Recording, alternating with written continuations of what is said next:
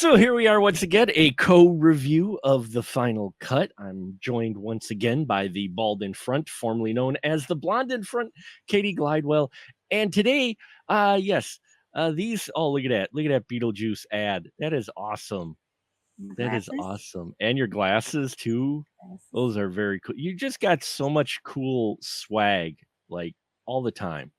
Like it's Yes. awesome. I And don't want to the move it handbook. because it may tip over. I think it's on a fine line. I'll just my show it. my wife actually has a handbook for the recently deceased journal Yeah. as well. So it's got blank pages in it, but it says handbook for the recently deceased because she enjoys her Beetlejuice. And yes, as you can tell by the title on the video, we're going to talk about Beetlejuice, but we're also going to talk about the film that nobody seems to be talking about. Oh, I have. Well, you have, that came out this past weekend as well. Yeah, it wasn't just Beetlejuice that came out, folks. There was a horror movie called, well, I guess you could call it a horror movie, called The Front Room, starring a Brandy. Well, now Brandy Norwood, she goes by fully. And we're going to talk about that first because I think there's more we're going to be saying about Beetlejuice than about this film. But I let me I'll try the synopsis for this one real quick for Okay. those of you who may not have heard of The Front Room. We basically have a couple. The couple is expecting their first child, and the husband's dad passes away, and his stepmother, who has lots and lots of money inherited from his dad, says that, yeah, you can have all this money, but I get to live with you. And so she moves in. Yeah, this is already great. If you're domesticated at all, you know this is not not gonna be a good idea. And it turns out it is a really horrible idea because while our our newly expecting couple are dealing with their own problems, the stepmother increases this greatly by being one of the most vile people ever. Ever. Ever. And we see how the wife, Belinda, played by Brandy Norwood, butts heads, sometimes literally, with Solange, played by Catherine Hunter. And yeah, we see how things just escalate and escalate as the stepmother tries to take over the entire household while also pushing our Belinda to the brink of insanity. Uh, you know, I went into this film knowing barely nothing. I hardly saw any marketing for it. But you gave me a little warning that it was going to be gross. And, you know, I've seen a lot of gross horror films, so I guess for me it didn't make me gag too much, but yeah, you found this film gross. And what else did you think about this film? No, I mean, I watch tons of horror films, Oh, sure. and this film physically made me gag because there is a scene, and this one and Waiting. I mean, those two films, it's like in the film Waiting with Ryan Reynolds and Justin Long, Oh, not yeah, a horror film. Yeah. I yeah. have to look away during a certain scene because I'm like, ugh. So what started that in this film is Solange, the incredible Catherine Hunter. I mean, she is a tiny tornado of terror in this film. Like, she's like probably 4 foot nothing. I mean, honestly, she is incredible. But she's talking to her stepson and his wife, Norman and Belinda, and she hawks up a loogie. You see her spit said loogie. You see the loogie. It's not like I'm gonna daintily, demurely put this in a. No, you see the loogie get into a napkin. She folds a napkin and then puts it in her purse. I had to shove the food I was eating away from me. Well, And that's not even halfway through the film, kids. This is like a good 25-30 minutes in, I would say. So that food was, okay, I'm going to have to eat that later. But that is only the beginning of the vileness. I will say, if you're fine with incontinence and inconsistency, you know what? This movie is for you. Mm, Because one of the things in the film that really annoyed me is that, yes, Belinda and her husband Norman, they're expecting their baby. And like, Belinda is very far along pregnant. I mean, she is visibly pregnant. I would say at least 6, 7 months or so. All yeah, that, at least. and Yeah. they've had a tragedy in the past, with a child, so she's very nervous, but also she's fed up with her job because they're not giving her work, so she's like, F it, she quits. Norman isn't doing that much because he's like a public defender, so they got this house, they have a new baby coming. When his father dies and Solange is like, I'll pay for it. I mean, Norman is telling his wife how horrible Solange is. Norman has talked to her about the abuse that Solange inflicted on her. Belinda's like, well, you know what? She's an old lady. It's like she's like trying to be like, I don't really care. We need this money and all that stuff. And she's like that up until a point, and then it's like the flip switches, and then Belinda's like, get this crazy lady out of here. Get her out. She's disgusting. It's like, you were the one who convinced this poor traumatized guy to bring this woman in. And I also thought it was very interesting, and maybe a slight thing, that the her husband's name is Norman Jean, Yeah. similar to Norma Jean, aka Marilyn Monroe, who was very much manipulated by her mother. And I was like, interesting. See, and I Interesting. was picking up more Norman, like almost like Norman Bates of sorts because There of could be, the, that mix of it too. yeah, Um, because there but was that creepy relationship that his stepmom tried to have with him, and she was very dominant, and he was very submissive to her in many ways. Well, and there's Um, also things that it's like, is this what Belinda is imagining? And are these dream sequences? Did this actually happen? But I mean, at one point, Norman is like coming around to this teeny tiny, tornado of terror. And he's like, hey, you know what? Did you do this to this poor little woman? Let alone, but the film negates the fact that Belinda just had a C-section. Like, yeah. she's not supposed to be lifting anything. Now there is Mhm. a lot of white people talking in tongues, and they do some like magic kind of stuff, and we can call it religion and all that. But who cares? I mean, medicine, you're not supposed to be lifting anything for 6 weeks. You're not supposed to be doing anything. And it's like there's a whole montage of shit and piss. I'm not kidding. It is a montage. You know what I'm talking about, Mark? Oh Of yeah, it just is. an overhead view of a toilet, and all you're seeing is flushing and flushing and flushing and flushing. And I'm like, wow, this is a first for me. This is a first. And actually, there was someone who was sitting next to me. It's like, yeah, that's my cue to actually just step away for a minute because I'm kind of good. And I'm like, yeah. And then when they came back, did I miss anything? I mean, other than, not being able to eat? No, I think you're fine. See, I think the outcome was not a big surprise to me. I think the saving grace for this film is Catherine Hunter.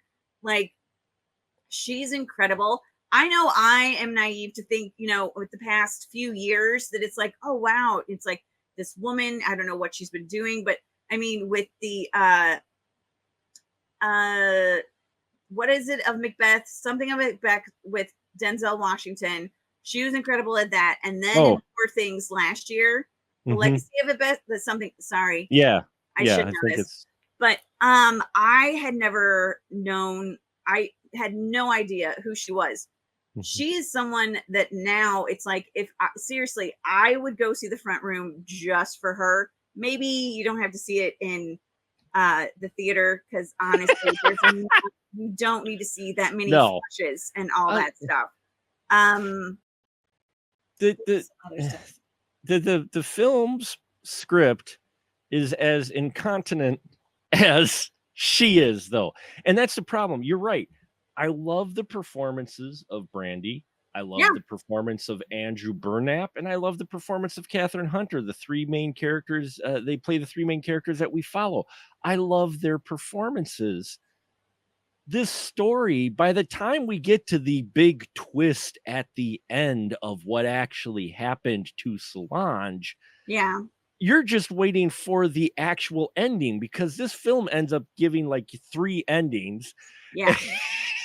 and and you're like and you're waiting for the credits almost because eh, I don't know what it was going for because I'm like, is this supposed to be satirical? Is this supposed to be a horror comedy? Is this supposed to be drama? Is this supposed to be shock? I don't need my handheld and I don't mind films that kind of shift, but this thing I never could gauge how am I supposed to feel about this because they handle Solange in one aspect like this really horrible person in a horror film. Like, okay, and then the way they handle her is a comedic in tone. I'm Yes. I'm waiting for some happy needle drop, and then they imply some supernatural type of Yeah. angle with it, but all these ideas go nowhere.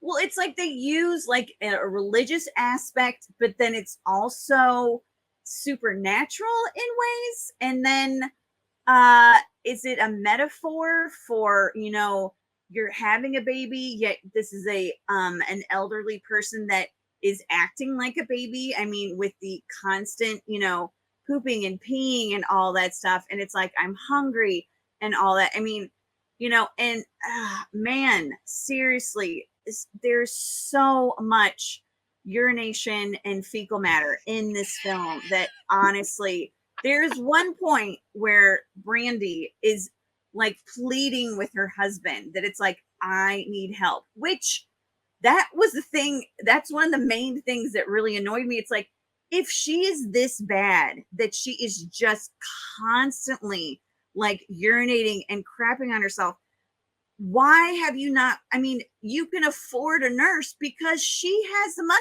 for it. But while Brandy is pleading for her husband's health, she actually has Crap on her, yeah. crap on her shirt, like actual fecal matter on her shirt. I always go by the 5 sense rule. It's like, sight, sound, touch, Mhm. and smell. This film, I cannot even imagine how rancid this movie would have smelled. Yeah. Because at one point, Solange is like the grand dame in her church, and the pastor she at the beginning when you see him, it's like, oh yes, Miss Solange. She's like, hush up. And it's like, oh, shut you down. Um, he comes to visit. There is no way that he could have walked in the front door and then the second door and not been like, oh my God. Okay, no. Yeah. Nope. Well, Nope. I mean, there is fecal matter on the door to the bathroom. It's like all over. And yet Brandy's husband seems to just ignore that. It's like, I'm just so close to this, deal, babe. It's like, it's just so close. When like, I'm going to get this job and then we're going to be making this money. And I'm like, but doesn't Solange have the money? It's like, I don't understand. That's again, it's like there's so much flip flopping, and it's like, the incontinence, matches the mhm. inconsistencies. I just didn't. It's Yeah, like, at one point, it's like Norman is like, it's like she needs to go. She can't talk to you like this. All that stuff. Brandy's like, well, she's an old woman. All that stuff. And then as soon as she gets home with the baby, it's like, get her out. And then Norman's like, well, she did this. I'm like, I don't understand the dynamics. Why at no point did either of you say it's like, I told you so? Like, but and also I feel like there was it's like their new baby who Solange decided to change the name and they fell for it, which again, I'm like, what is going on here? I felt like there was like a weird, this was like the beginning, this was like the part of Hereditary that we didn't see, but that we saw like in the dolls in the Yeah, house. Because yeah, it's like, why in the hell would you let this woman that you just met rename your child? I'm like, again, magic that isn't really magic religion and stuff like that. Um, but yeah, I mean, there's an accusation that Belinda bit her child when you physically can see, because there's a mishap that happens where Solange has an accident, but then says that Belinda pushed her, which I thought that was great because they like chipped her teeth. yeah. Are we we're spoiling this, Yep, right? we're spoiling. Oh yeah. Yeah. And Norman, Belinda says, it's like, what is this? Did you bite our daughter? It's like, and Belinda has like, can you not see that all of the teeth aren't there? It's like, it's pretty obvious, Norman. Like, what the hell? I thought that would have been a great twist if for some reason Belinda had done some sort of thing to make it. It's like, all right, fine. You want to do this? Like, if this is, I'm going to have to Right. hurt my child to get you out. But no, it didn't. It actually, I guess it was Solange that did it. Again, I think it would have been a better twist if it would have been Right. Melinda to frame Solange. But I don't know. Ugh, there's just so much. I mean, it definitely doesn't help with elder care. I will say that. Or new mothers. Definitely, maybe it's like, don't put, I mean, a gift is not necessarily all that it's ends up being in something. I don't know.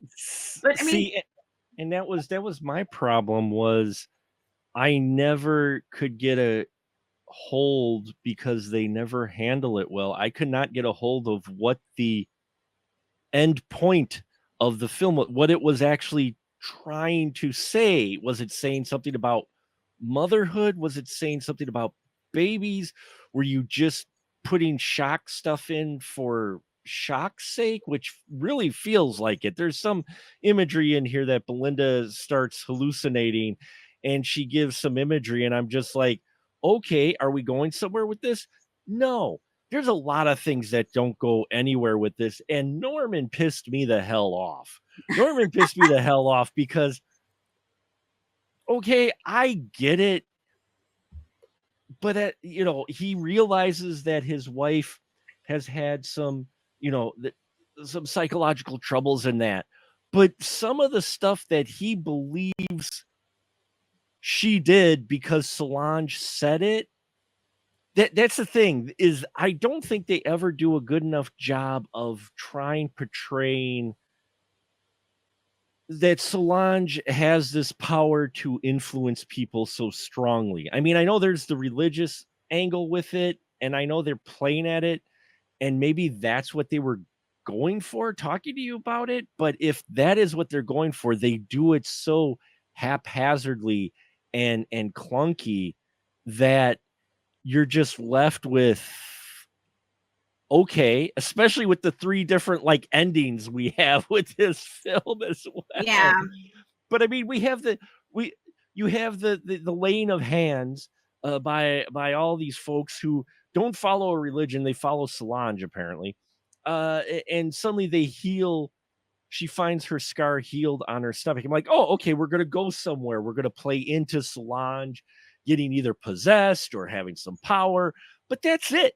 That that's the extent of any type of thing. Then we get into piss and shit fest.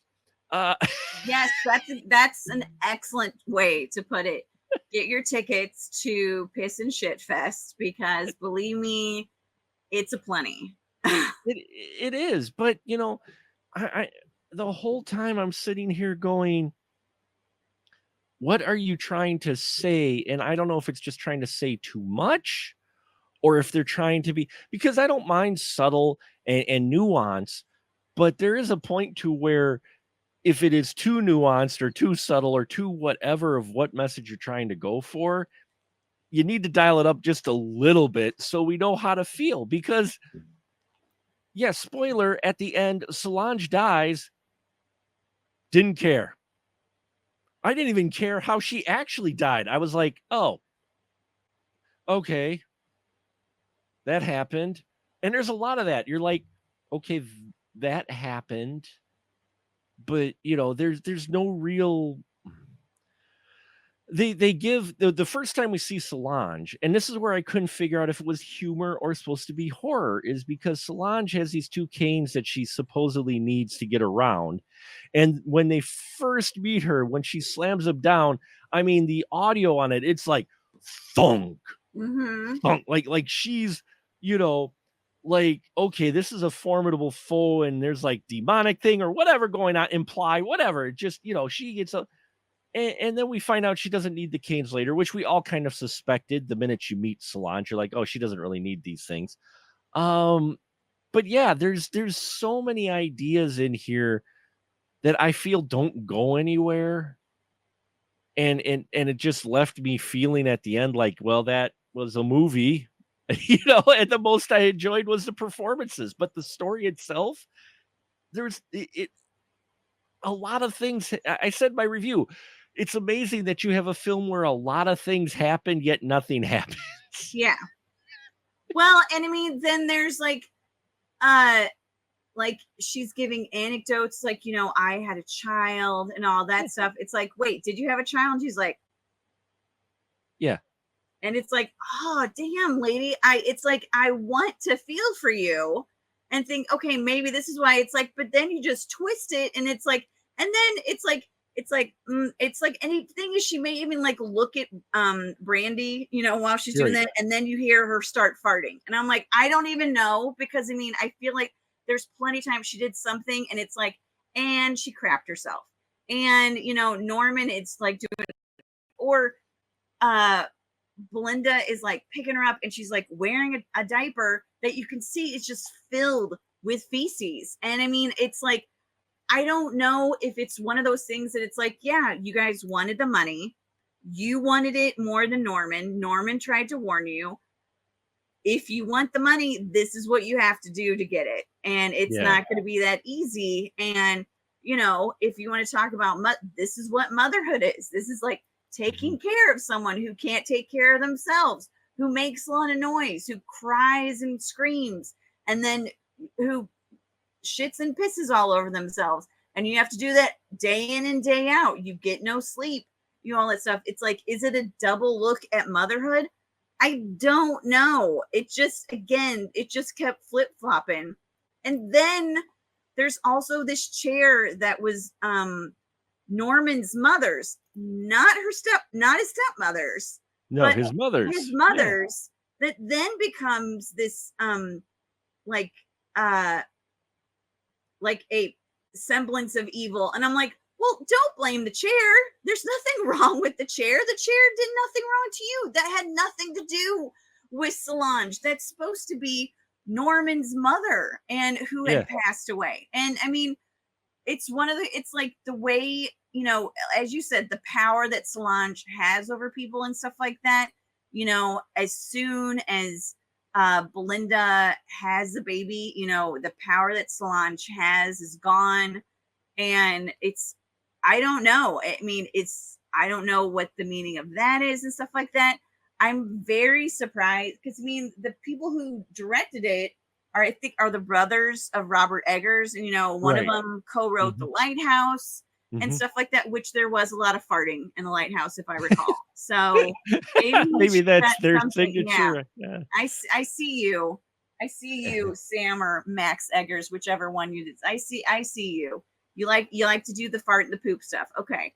Um, but yeah, I And mean, that's the oh, here's one thing though. mm, While I was watching it, mhm.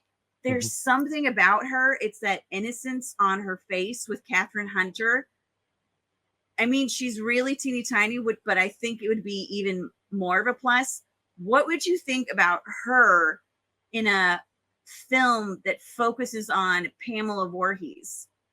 Oh, Or if yeah. they Oh, did yeah. a reimagining, of Friday the 13th, and Catherine Hunter was Pamela Voorhees. I was watching it and I was like, man, you know what? You could do this, lady. I can see you killing all those campers like in a heartbeat, and just being like, oh, my boy Jason, like those campers, they should have been paying attention. And it's like, yeah, for some reason, it's like, and I wrote this down. It's like, she'd be a great Pamela Voorhees. And yeah, I will stick by that. So whoever owns the rights, what is that? Universal, Paramount, Warner Paramount. Brothers. Well, it was Paramount. I forgot who has it now. I think I forgot who, but Get Catherine Hunter, have her be Pamela Voorhees. Give me a little there of you that go. scratch for putting it in you. And this is taped. So, this Yeah, is there you recorded. go. There There you go. you go. My It's idea. recorded. It's Katie Gleidel's idea. So give her Catherine credit for that. Hunter, the new Pamela She, Voorhees. There you she go. would she would do a very good Pamela Voorhees. I could see Mm-hmm. that. Let's do a great one. But yeah, as far as the front room goes, I liked the people and their performances. I just didn't know what this story was supposed to be. I mean, I get the idea. I'm not that shallow. I get the whole the kind of parallel between, taking care of an elderly person and taking care of a baby. I get that, trying to show that she's, you know, eh, trying to prepare her to be a mom with a kid, but you know, there is a difference between an elderly person and a kid, though, because the kid, yes, you have similar physical needs, but it's the vocal and mental stuff that is far greater with the elderly folk than it is with with the with a child. And again, there's implied power of some sort because at one point the baby is crying, but then she holds this Christian, it's the fish with the cross Yes. symbol, and holds it over her, and the baby stops crying, and then she moves it away and the baby cries. And it now they could imply that and this pendant was Solange's. They could be implying that Solange gave it some power and that's what's causing the baby.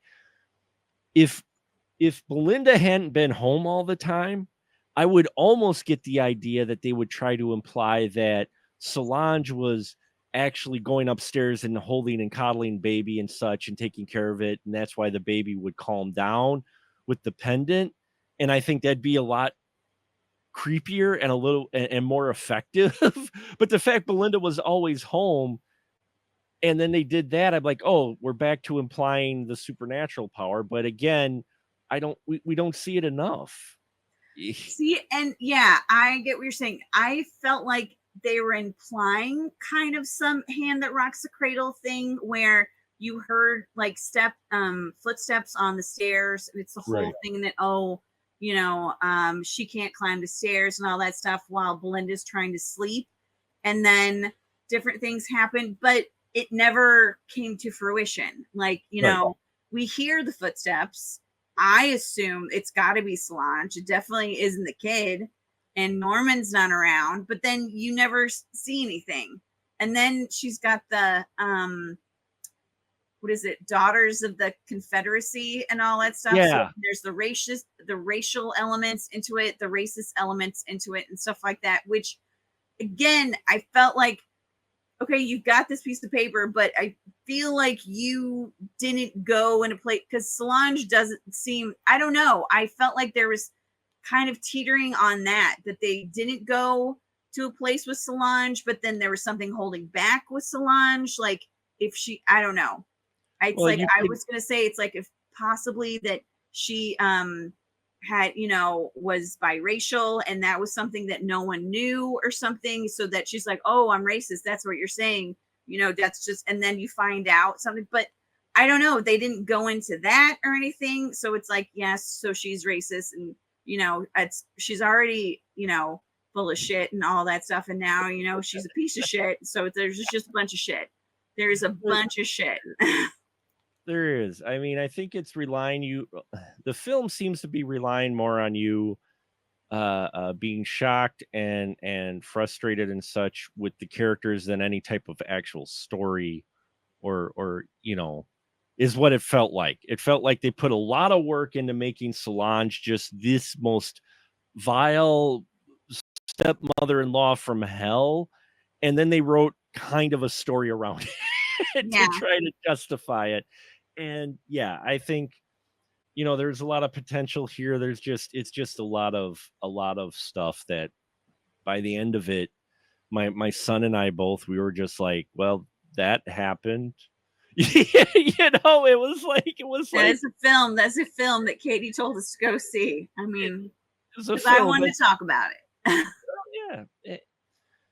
Again, a lot of wasted potential, I think, and there's talent here, and that it's just this script needed somebody else to go over it and go, maybe we need to like flesh this out a little more and cut back on the poop and the pee.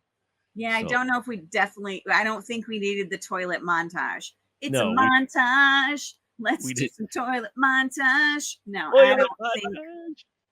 I don't think we really need a montage. I will say I don't know if would you say that that's Brandy's best performance? One of her best performances, yeah. I mean, it's definitely a solid performance by her. Um, And Catherine Hunter. and Catherine Hunter. I mean, the two going back and forth are some of the highlights in this film. But if you're going here for, the story, you're looking for some semblance of a decent story or something trying to say something. If they are, it's buried beneath the excrement. So too much. It's just it seemed to be focused on one thing and not enough on the other, and so I think it just comes up flat. So So for the front room, I'd go out the back door there, and maybe there go you see go. something else or a side window. Who knows? Just definitely Just not in the front room. just wait for streaming with it. It's Yeah. it's it's definitely not one. It surprises me that it's A24 usually is more hit than miss, but occasionally they miss with me. And this one, unfortunately, they missed. Well, With and me. also, why would you have it come out on the same weekend as Beetlejuice? Like, I Unless, mean, that is unless something that maybe, I mean, obviously, I don't think they would have put it in October with, their schedule. I think they definitely could have put it more in August and it may have had a better run. I mean, putting it in Beetlejuice, it's just you're basically setting it up to tank because like you said you barely saw anything about it. um like I remember seeing the poster but then yeah, noting that it's going to come out this weekend. I was like, why would you do that? That's not, I mean, do it later in September. Like yeah, or that's, earlier in August, which seemed to be a dumping ground this year of some really not so great movies. yeah, I mean, uh, I think that would have or been giving it more of a chance. Like right now or I just would toss it say on maybe a VOD. 2 week, if Oh, that, and then yeah. it'll go to streaming. I mean, just toss it on VOD. I don't know why they released it against Beetlejuice unless they wanted to bury it, but they had to get it out in theaters because of whatever, maybe an agreement or something. So they're like, okay, we're gonna toss it here. It'll fail. We'll dump it on streaming, and then we won't have to worry about it anymore. Because yes, the other film this weekend was Beetlejuice, which is, as you can see, Katie has all kinds of Beetlejuice swag. And Katie, why don't you go ahead, give us a little synopsis of Beetlejuice, the film 30 some years in the making. 36, I think 36. Yeah. 36, I think. Yeah. So Lydia Dietz, played by Winona Ryder, is now all grown up. She has a little streaming show where she sees ghosts in people's houses. So it's not just the Maitlands that she ended up seeing. She has a daughter, Astrid, that she is definitely, they've had, I think, better relationship, played by Jenna Ortega. And then her stepmother, Delia Dietz, played by the ever iconic Catherine O'Hara, is still living in the house in Winter River. Does that sound right? Um, Uh, they owned the house. I think her dad was still living out there because her mom was Her had her stepmom's art in New York gallery with a in New show. York, Yeah, with yeah. the gallery show. So the three women of the family are brought back together because Lydia's dad, Charles, passes. They go through a little claymation scenario of how he passes. And I have to say, you know what? I'll get into that later. But yeah, so everyone comes back to the house that we all know. And while Lydia has not seen or said Beetlejuice in decades, for some reason he keeps popping up. In She keeps seeing things that it's like someone's in a striped shirt and she sees Beetlejuice. He's There's some sort of puff of smoke and she sees Beetlejuice and she doesn't know why. Now her producer Rory, played by Justin Theroux, who's also her love interest, thinks that she may be losing it. They met at a retreat, to help people that have um Lost loved ones, yeah. yes, lost loved ones and stuff like that. So he's thinking it's like, let's go back to your family home. Astrid wants nothing to do with her mother, or her step grandmother for that. It's very teenage angsty kind of thing, but she did get along with her grandfather, so she goes to the funeral. And while she's there, she's on a bike ride. She meets a boy. Um, you know, she thinks she's got a little crush on him and all that stuff. And Beetlejuice is now kind of intaking with all these shrunken head little guys named Bob and Brad and Joe and Bill. They're fantastic. But we also get to see a little bit of Beetlejuice's background because his ex wife, named Dolores, who's played by Monica Bellucci, who I can see many, many people cosplaying her Yes. and being her for Halloween. She is in a bunch of pieces in boxes in this storage area. One of the boxes opens up, that leads to another box opening, and she puts herself back together with staples and wants to go after Beetlejuice because he put her in this situation. And she is a soul sucker. So if you have passed, she will suck your soul and you will definitely be deader than dead. There's another addition to the cast, Willem Dafoe, who is Wolf Jackson, an ex-actor that played a cop, an investigator that died during one of his stunts. I'm telling you, this is one of my favorite roles of him. I think my absolute favorite role is Willem Dafoe in Boondock Saints. And Yes, this yes. this character definitely has a couple shades of that. He's got, yeah. Yeah, and honestly, he's my favorite addition to the cast. Now, stuff happens. Maybe some people that you think are supposed to be nice turn out not to be nice. Turns out I wasn't really surprised about any of that. I wasn't actually surprised about anything that happens with any of the females or the ladies or any of their romantic conquests in this film. I did like the fact that it had nostalgia, but it didn't oversaturate and like just completely like throw back to something that had nothing to do with the movie. Unlike a lot of movies this year, I think Michael Keaton, I mean, he and Catherine O'Hara, honestly, they're just iconic. Like Michael Keaton, no one could play Beetlejuice ever. Once, I mean, there doesn't need to be a Beetlejuice cubed or Beetlejuice. This is a great way to end it. Jenna Ortega as the, angsty teen was fine. It's just for me, it's like Winona Ryder, I think, actually was 16 when she played this role. And Jenna Yeah. Ortega, love her to death, not knocking on her, but she definitely does not seem like she's preteeny and all that stuff. And I was like, but she was great. I think the practical effects are fantastic, especially when you get to the waiting room with the world and the Oh, yeah. bed and different people. I cannot wait to see people cosplay these new editions.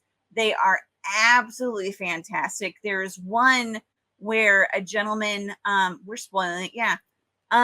There's one where a gentleman has been in the Amazon and he has little piranhas attached They to him made me that laugh. keep biting the entire time. Like throughout the time, whenever you see him, each one of these little piranhas is biting. And I'm like, I cannot wait to see someone do that.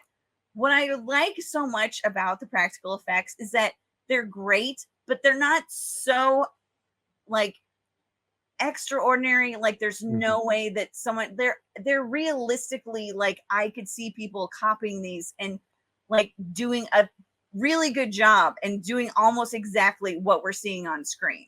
Now, whether that's good or bad, I don't really care. I think I love it because I'd rather see that because I mean it just shows like the fandom and people like putting that effort into like trying to be those characters.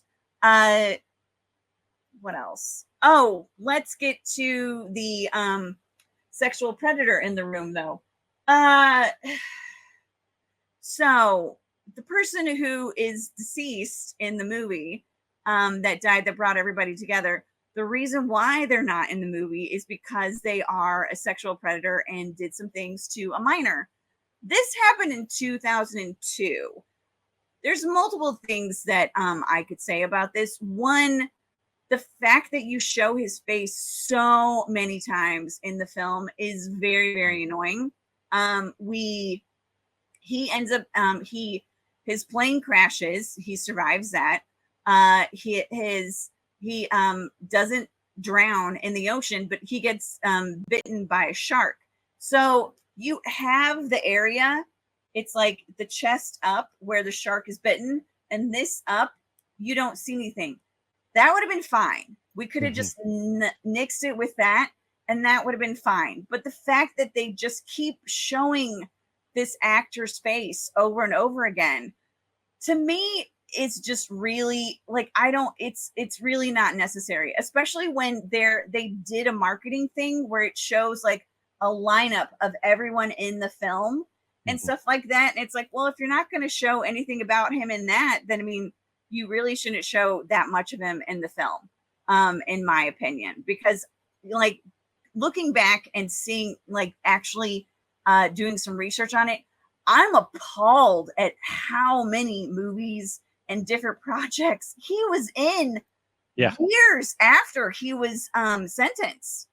And I mean, it's like he was in uh Deadwood, I think the new Deadwood, like the Deadwood I think movie and so. stuff like Yeah. that. And that was like what there was one like in 2009 and Mhm. 2014.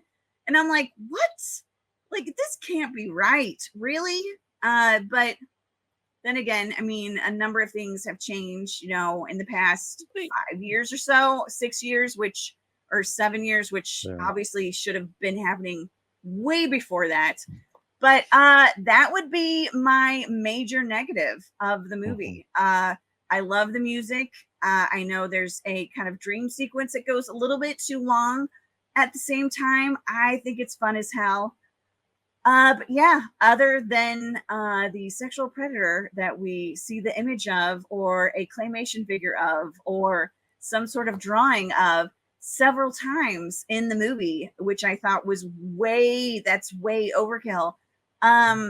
That's my only negative for the movie. Honestly, I think this is one of the better sequels in the past in the 2020s and definitely this year, and I recommend the hell of it. I love that it has become an event. You know, as we said, anytime you've got people dressing up and getting excited and all that stuff, I know that's probably going to be $100 million weekend. And I was right. I think it did 110. Is 110, yeah. Yep. I There you go.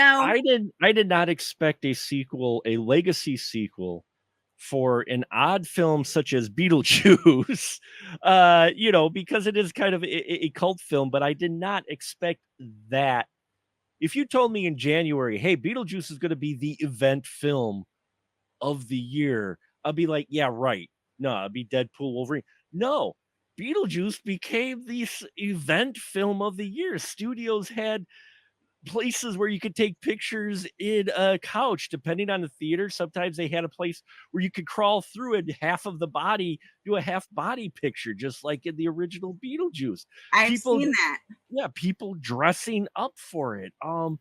You know, we went to a Sunday at 7 o'clock showing, and for a Sunday at 7 o'clock showing with football going on, it wasn't a bad crowd at all. I was impressed, and you know, I enjoyed it. I get what you were definitely saying about the person in question. I think I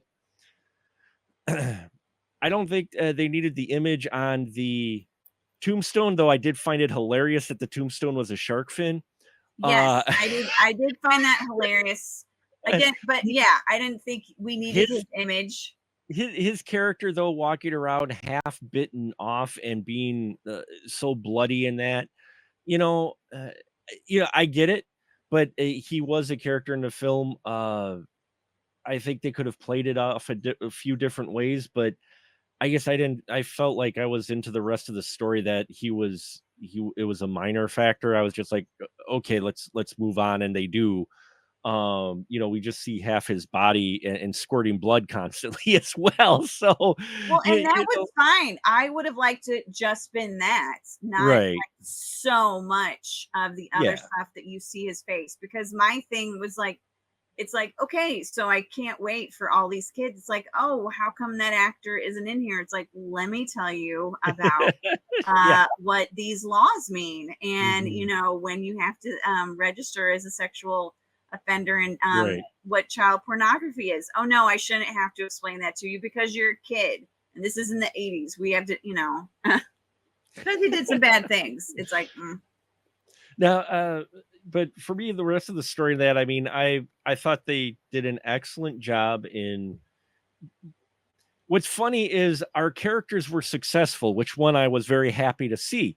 I mean, Delia opened her own art gallery and is a well-renowned artist who ended up abandoning sculptures and making her part of the art, doing living art pieces and such, and being successful. Winona Ryder's Lydia is a world known celebrity. She is an actual celebrity, reluctantly, because of the manager who just wanted her, for the money and that. But she is a popular celebrity because she could actually see dead people, and people found, her claims to be viable for obvious reasons that we all know about. So she's successful. I liked that. And Jenna Ortega's Astrid was someone who was odd, like her mom. I mean, if you wanted to say, "Hey, who are you going to cast for Lydia Dietz's daughter?" Jenna Ortega. I mean, the casting yeah. was perfect. The casting was like perfect. But even her character, while she gets picked on, she doesn't feel like she's the picked on victim. She's just like, yeah, okay, whatever. I mean, she drops that great line when when the You're in your girls second the, divorce or something, second the divorce. And preppy third, when yeah. the preppy girls are laughing at her because she's the odd one, and they try to spook her with a ghost prank, which doesn't work because she's a Dietz. And she just looks at them, and yeah, she just goes, "Yeah, keep laughing when you're on your second divorce and third child," and closes the door. And they all just kind of pause, like, Like, What?" what? But she says it in the calm Lydia way, almost, not the really angry way. She just like the matter of fact type of way. I liked I I liked the dynamic between them. I liked the setup of why Lydia was the way she was, because as we mentioned, this is spoilers, folks, because her husband, Astrid's dad, they looked like they had a really great relationship going on, and when he died in the Amazon, it really affected her, which is why she was vulnerable, and she went to the morning, retreat, and was basically, taken advantage of by Rory. I like that they set that up because that explains why her character was the way because she was trying to get over that. Well, and And also, like, they were having issues too, even before right, he passed. And it's right, something that, you try and hide from a child. It's like, no, it's like, no, we were not good. We were having issues way before, and wasn't the same before he went to the Amazon. I'm sorry to interrupt, but it's like yep, something that I remember. I rewatched Beetlejuice, and I yep. don't know if you remember this, but one huge difference between Beetlejuice and Beetlejuice. There is so much talk of unaliving yourself in Oh, Beetlejuice yeah. and how it's a joke, and people laugh. It's like, if I had known then what I know now, I wouldn't have had my little accident and different things. And I was like, yikes, this is, yeah, you cannot do that now, No. because yeah, that's a huge thing. And Yeah. I Yep. didn't even think about, I mean, I remember the receptionist, for intake Mhm. saying that and stuff like that. And uh but then really, like, going deep. I mean, I think there's like 5 mentions of Mhm. unaliving yourself in Beetlejuice, and I was like, that's, wow, that's a lot of talk about this here. It's like, okay, yeah, here, I feel like that's the biggest difference between the two films. Yeah. Fine, It you don't need it. I mean, no. but yeah. No, yeah, that's the biggest difference is the unaliving part. But that was a hot topic in the 80s, especially the late 80s. So I understand, that was everywhere for a while was about suicide. I mean, Heather's for crying out loud, its whole basis was a look at the dark black comedy that is Heather's of the Yeah, the dark side of how society was handling suicide at that time, especially with teens. And so, people try to handle things through comedy and that. And yeah, you're right. That is the biggest difference. The other thing is this film does jump around a lot more, and I've seen some complaints by people going, "Well, it's not quite as focused," but I didn't mind that because I was enjoying all of these little sub stories, and they do bring them all together at the end. They all the threads come together at the end, which I full wasn't quite circle. expecting. I would Hmm. have liked to see more of Monica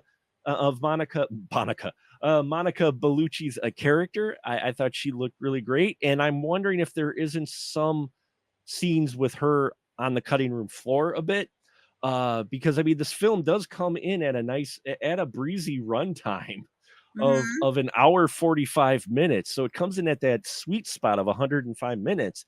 But it makes me wonder if maybe the original cut was 2 hours because I have a feeling she had some more scenes.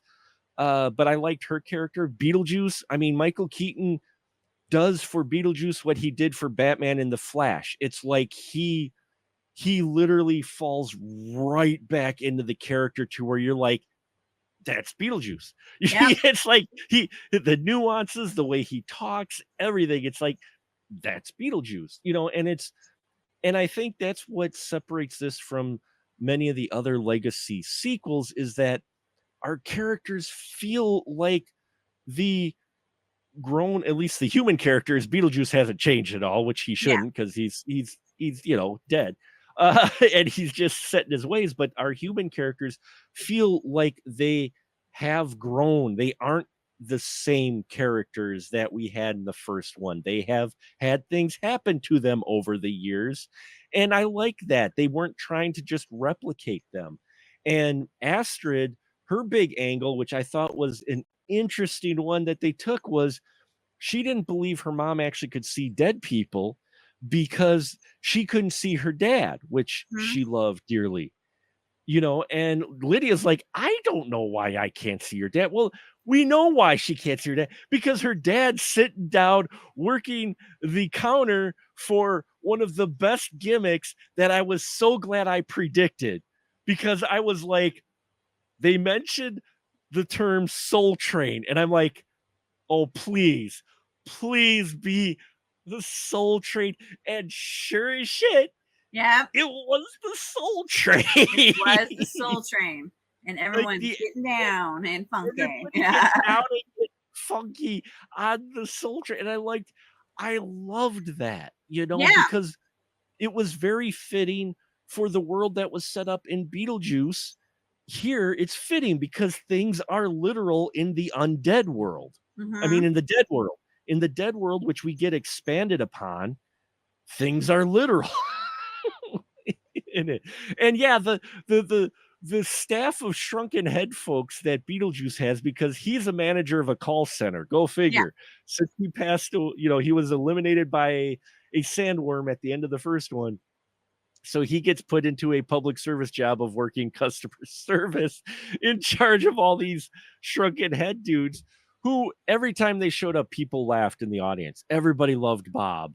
Everybody Oh, loved these guys. we had at our screening, we actually had 2 people dressed up as Bob that Oh, you could take pictures with.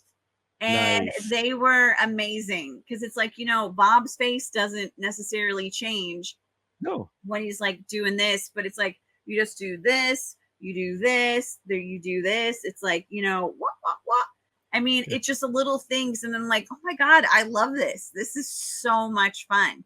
What did you think of what I call the Peter Jackson moment in the film? With Oh, yes. yes, the little baby juice, Eh, the Mr. Juice's little wow, yeah. They baby. they they really do an interesting thing in this because yeah, Lydia and her husband to be, Rory, who Justin Theroux plays one of the best characters you're gonna not like ever. He just this guy, he does this perfectly, just the way you need this character to. Oh yeah. Beetlejuice pulls these 2 down because, Rory doesn't believe in the whole Beetlejuice, Beetlejuice, Beetlejuice thing, and so they get couples therapy from Beetlejuice, which you know how that's gonna go. And literally at one point, he talks about pregnancy, and Lydia gets pregnant and drops a baby Beetlejuice right there. I'm like, wow, they took some risks in this film. Not Oh maybe yeah. as what, but they took a few risks in this film, that it was like I'm like, wow, the studio gave a lot of rope to Tim on this one, like creative control. They gave him a lot of it, and yeah, and we get a baby Beetlejuice who comes up later near the very end of the film in a nightmare sequence with Lydia, which was a throwback to It's Alive. If Well, you've se it was throwback to It's Alive, and you noticed that, I'm sure you did. You noticed that the during that nightmare sequence, that's the end theme to Carrie.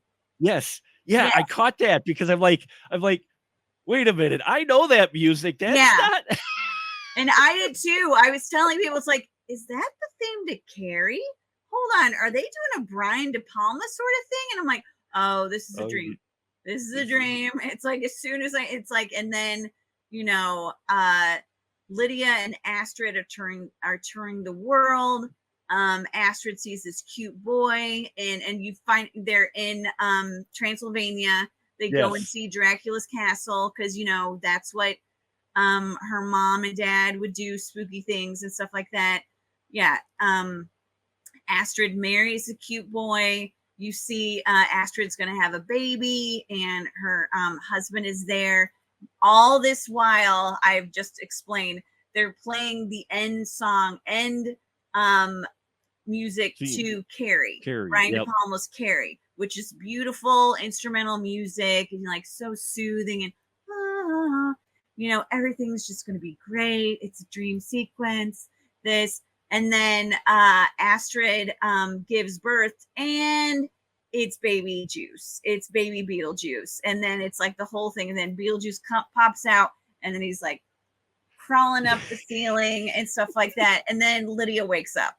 yeah. um, Oh, I and thought she that was wakes up, great. and then Beetlejuice is next to her going, Oh my gosh, did you just dream? Like, I just had the worst dream. Yeah.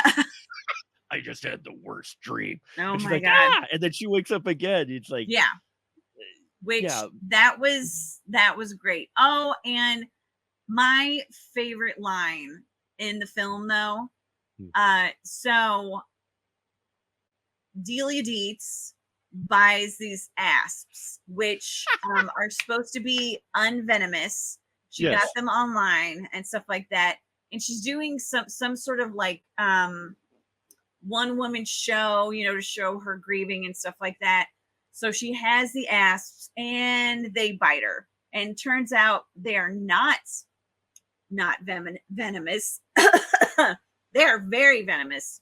Yes. And Delia, sorry to say, dies. um when Lydia and Astrid, sorry, I'm dying. No, it's Hold on okay. 1 second. Sure.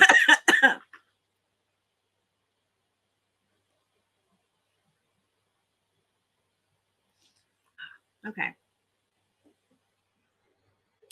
When Lydia and Astrid are in, not the underworld, but Right. yeah, where the recently deceased go, they see Delia and they ask like, and Lydia's like, "Oh my gosh, what happened?" And Astrid said it was the asp, so wasn't it? She's like, Yeah. and Delia's like, "Yes, it was. They were not venomous. I was duped, so I died of embarrassment." And I'm like, "Oh my god, that is my favorite line in the film." Mainly because just the delivery of Catherine O'Hara, because she was just so, she just looked like she was so embarrassed and mortified. It's like, I should not have died from getting bitten by ass. Like, this is ridiculous. It's like, I'm just stupid because I fell for it, so I died of embarrassment. And I'm like, "Aw, you Yeah. didn't." But that's I mean, you just And gotta love her. She's just a Canadian icon. I mean, and the way they wrote her too, she's a more mature, more well-rounded Delia than when we first met her during, in the original Beetlejuice. She has a few more priorities in order this mhm, time, but also, she ends up occasionally being the voice of reason. And you could tell she actually grew.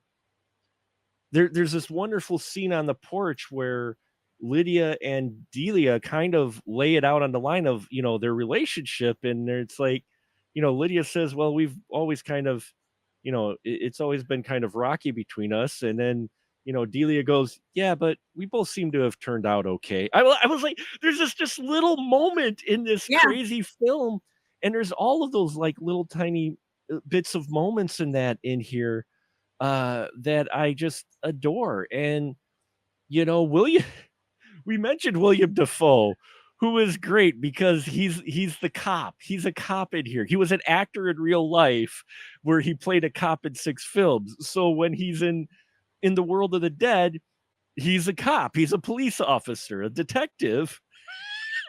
And they do this wonderful gimmick that is a bit subtle that if you're not paying attention, you're not even gonna realize it's a shtick, but it's a shtick. with the He's a coffee cop. cup. Yes, Yeah, the coffee cup girl. It's like no matter where he is when he's just about to drop some words or whatnot, she just appears with a coffee and hands him a coffee cup, like, no matter where he is, and I loved that yeah. gimmick. I'm like, that was such a nice touch Well, for and I that. love the way he reacts to her too. It's like, "Here you go." It's like, "Janet, you get me." She's like, Yeah, and then it's like he says something, and then he squishes the coffee cup coffee because it's a cup, yeah. plastic cup. And they do one scene, and that's all you need. You have a wastebasket that just has a pile of all these like squish coffee cups because that's what he does. Yeah. He's Wolf Jackson. And I forgot I have his like I have the name of his like alter ego somewhere, but it's Oh, yeah. even more amazing. It's like he's playing this like dirty Harry kind of Dennis Farina kind of mixture. It's like, that man's man 80s cop that it's like, we gotta get this, something's going on and stuff. And he's got the suit. But whenever he's frustrated, Janet comes in with that coffee and he's like, "We gotta get this." And she's like, I just yeah, that was a great part. But I mean, like I said at the beginning, I love Willem Dafoe in this so much. Oh, he's just hilarious in this. And it's that's the thing is everybody is having fun in this film, and there is enough of a solid story in here that it seemed reasonable to come back together. And while you might see a lot of things coming, including the love interest of Astrid, which I kind of saw coming, but I Oh, was I totally happy. saw. I, I I, totally I, saw coming. I was happy that I was seeing it coming. Yeah, when he had the handbook of the recently deceased, but even before that, when we don't get to see his parents' faces when they Yep. walk into the room, the minute he walks into the house and you don't see the parents' faces, I'm like, okay, the parents are at least dead, and maybe he can see the dead or he's dead. I'm like, it's one of the two, but there's dead people in this house. you Oh, know? yeah. For me, it definitely was like, since we didn't see the parents' faces, I figured it's like, okay, all three of you are dead. I just don't know how you died. But since Right, we're not seeing the parents' faces, I would say something that is obvious that happened to them. So it's like that right. makes me think that you seem to be too cool, calm, and collected there, kids. So something tells me that you're not as nice as you tend to be. You seem to be, and all that Mhm. stuff. And the fact that he was just like randomly in a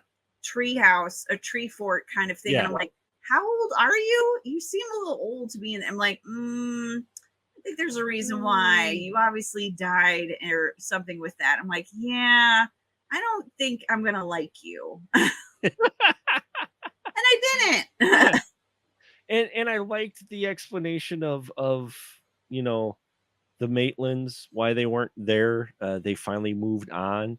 That was well enough. I know people had kind of wanted to see him, but I think they chose to do that versus trying to de-age them because ghosts don't age, you know. Yeah. And with Beetlejuice, he can put up enough makeup, which you do, which he pretty much looks the same as what he did, a little bit heavier, but other than that, he looks like Beetlejuice still. I mean, he looks the part in here. I But mean, with the you could put a Maitlands, wig on Gina Davis and she may she look, still could have. she Yeah, she still possibly could could have. have. As far as Alec Baldwin, give his one son maybe 10 more years and he looks just like his He dad. looks, I think yeah. that's going to be the only way.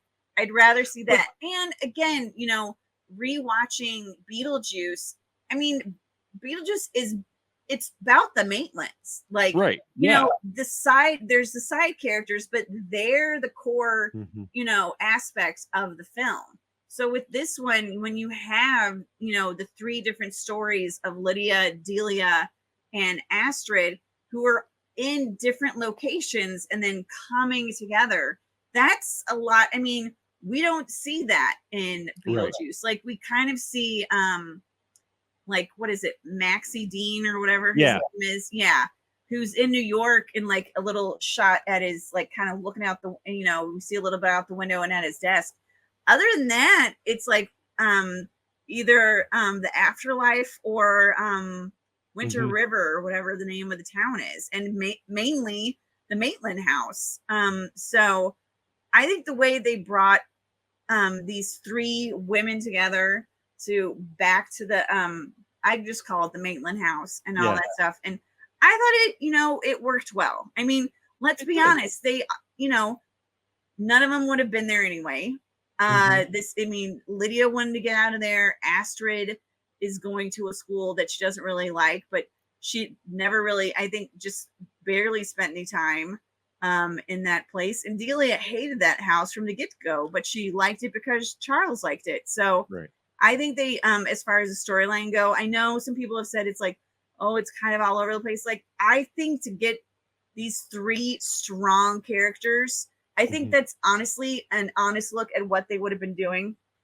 I like what you said that, yeah, everyone is successful. Like, even if Astrid is not having that great a time, I mean, she said, she's like, I have to go back to school because I'm in charge of something Right. in school and stuff like that. It's like, yeah, these are freaking badass, bosses that are like doing their stuff. So I think they did a good job of like bringing them back together.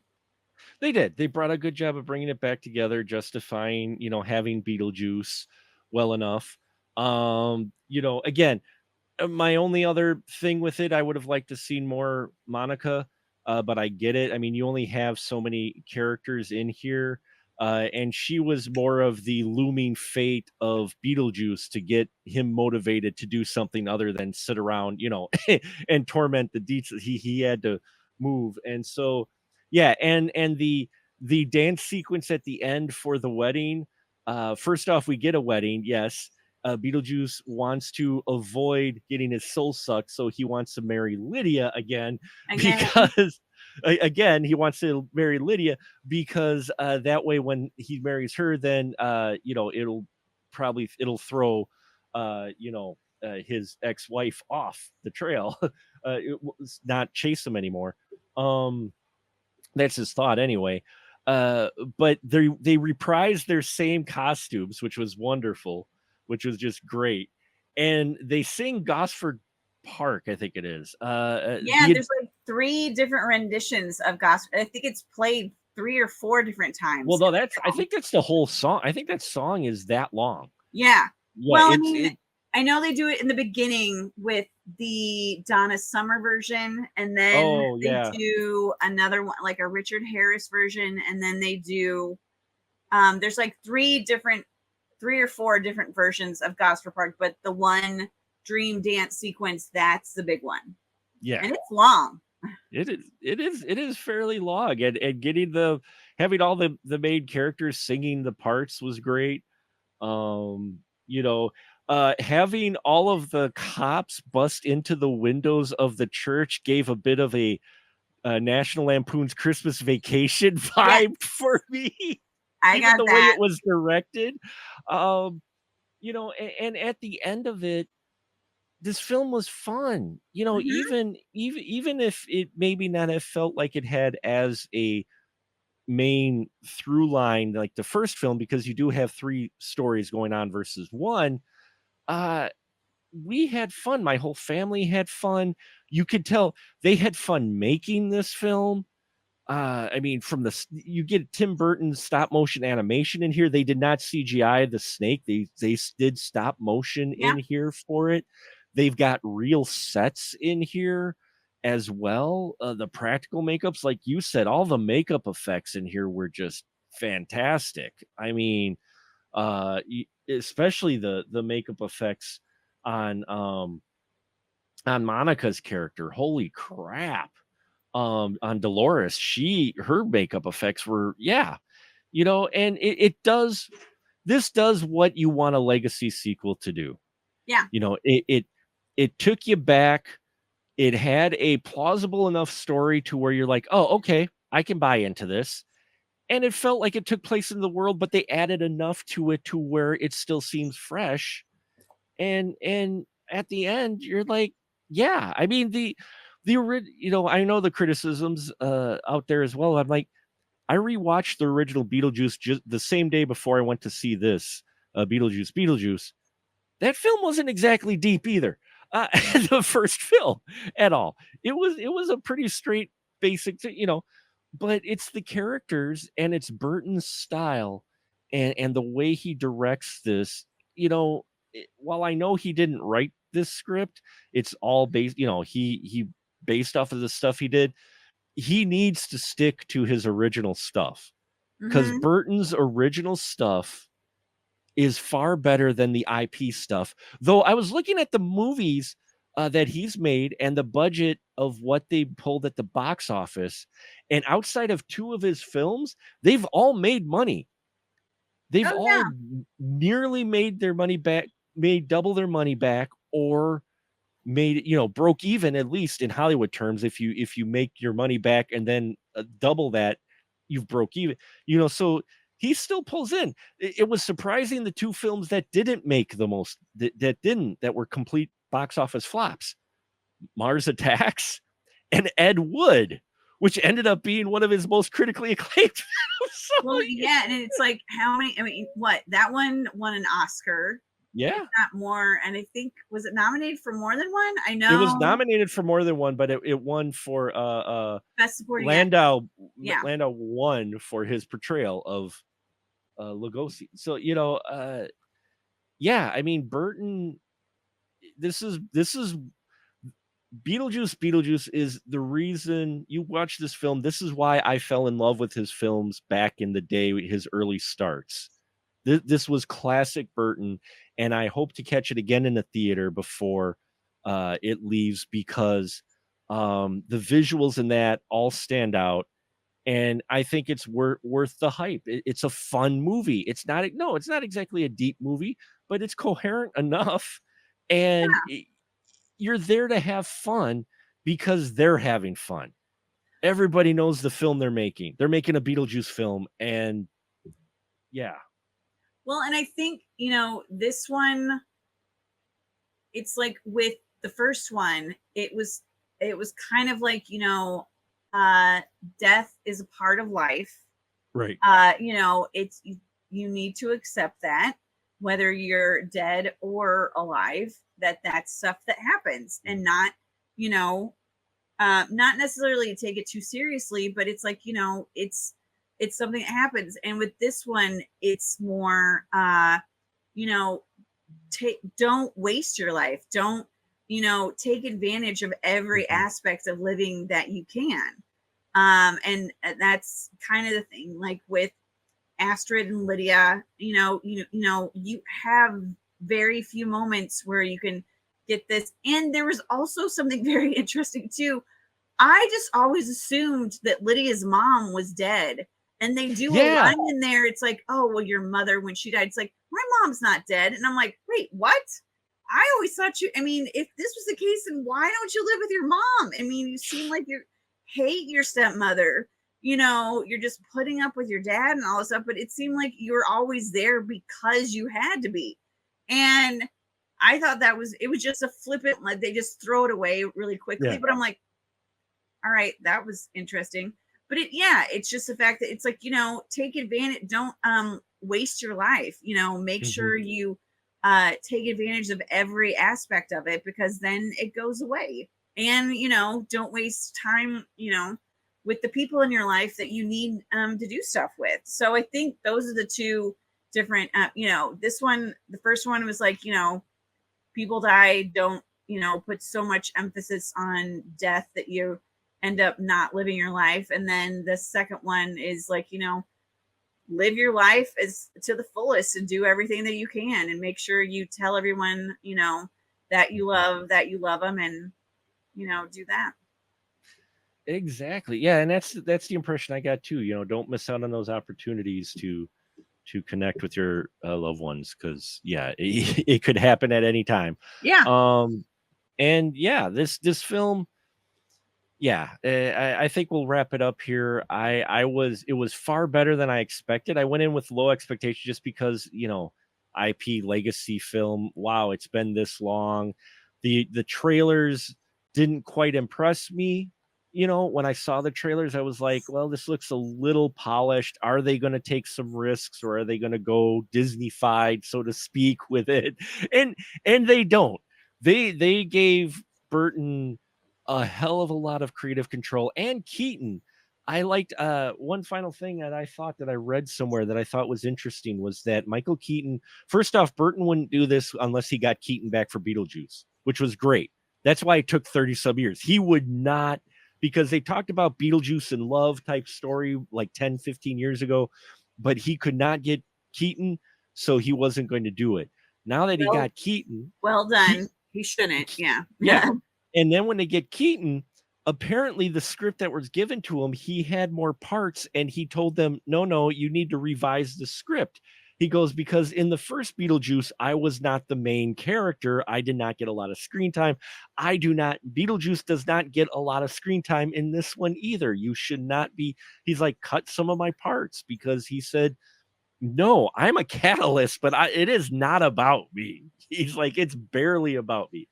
And I love that approach. And so all the right things just came together to give us, Beetlejuice, and I think it's a worthy sequel, especially considering it's made 36 some years after the first one.